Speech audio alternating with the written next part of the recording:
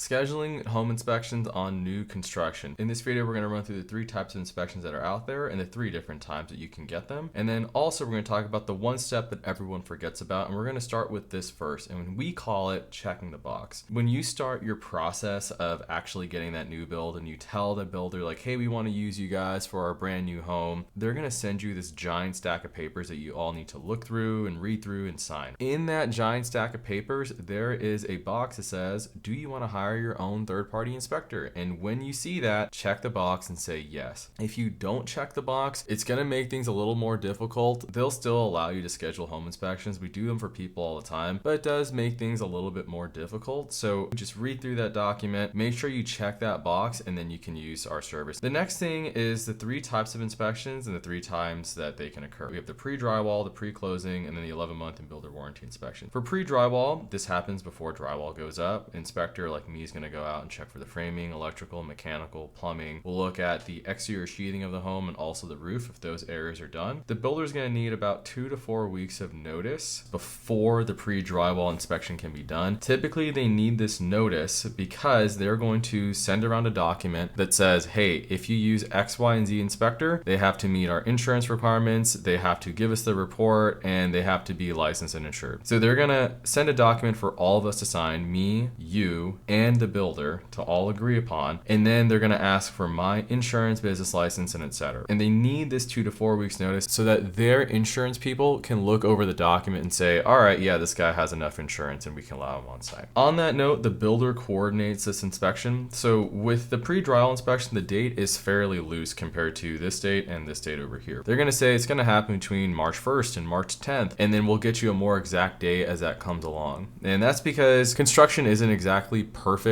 Timelines don't always get followed. Sometimes there's a material delay, or sometimes someone makes a mistake and they fail an inspection along the way. And so once we get closer to that date, they tell us, hey, it's going to actually be on March 7th, and then we'll go out, we'll inspect the home, and we'll provide you with a report within 24 hours. The next inspection that's out there is generally called the pre-closing inspection. This is done typically right before your blue tape walkthrough. You're going to need to give the builder 2 to 4 weeks notice so that they can review our documents and we can all sign an agreement. And then the builder's going to coordinate this one as well. This one, the date is usually pretty firm because the builder has a date that they want you to close by, and so they're just going to back up into that. They want you to close by, let's say, May 1st. Then you're going to have your final walkthrough with the builder on the day before that, and then 7 days before that, they want to repair everything that's been found in your blue tape walkthrough. And then before your blue tape walkthrough, they want to have me go out there so that I can write up all the items that are wrong with the mechanical system, the plumbing system, etc., so that you can add those items to your list of things that you want repaired during your blue tape walkthrough. So to take things from front to back, I provide a list of things that are wrong. You're going to blue tape the house and then include all the things that are I noted wrong in my inspection report on your list of things that you want done by your builder before you move in. Then 7 days goes by for the builder to repair all those items. Then you go in and you say, hey, yeah, you actually fixed X, Y, Z, A, B, C things that the inspector pointed out,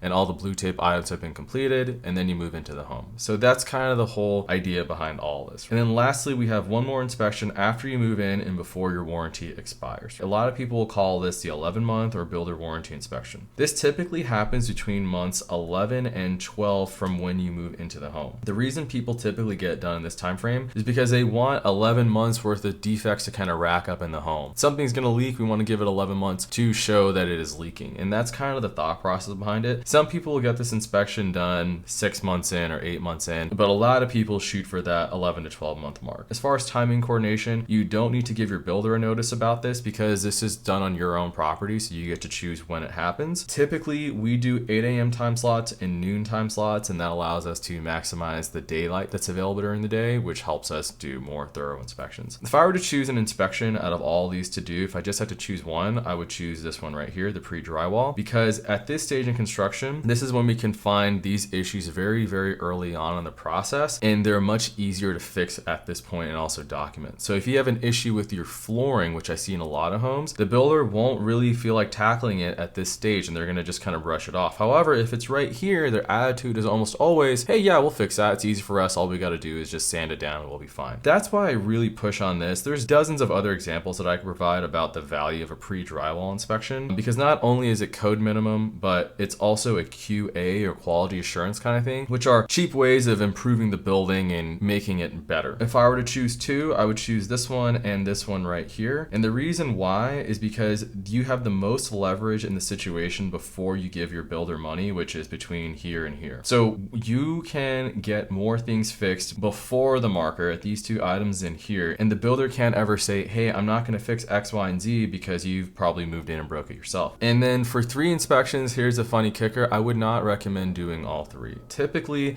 if I do this inspection here, I found pretty much everything and it's unlikely that I'm going to find anything here. So I would discourage you from buying all 3. However, I would encourage you to buy this one and this one. If you got in late in the process, I would still recommend this because we can still find things. I would not pair that up with these two right here. And so to recap everything of when to schedule these new home inspections, the first thing you want to do in the process is make sure you check the box and the giant stack of paperwork they're going to give you. Next, make sure you tell them you want a pre-drywall inspection so you can give them notice that we're going to come out and that we can coordinate the paperwork and the time. If you'd like to do the pre-closing inspection, give them a heads up about that. We'll typically go out there before your blue tape walkthrough, and then the 11-month is totally up to you in whichever works with your schedule. And the last important note is that I would discourage anyone from getting both of these because typically I do not find many items here if I have already done this inspection. If you're looking for a great home inspection company in the Las Vegas Valley that does a lot of new inspections and really specializes in it, hit us up at First Home Inspectors. At the time of this recording, we have 240 reviews on Google with a perfect 5.0 rating, and we would love to work with you.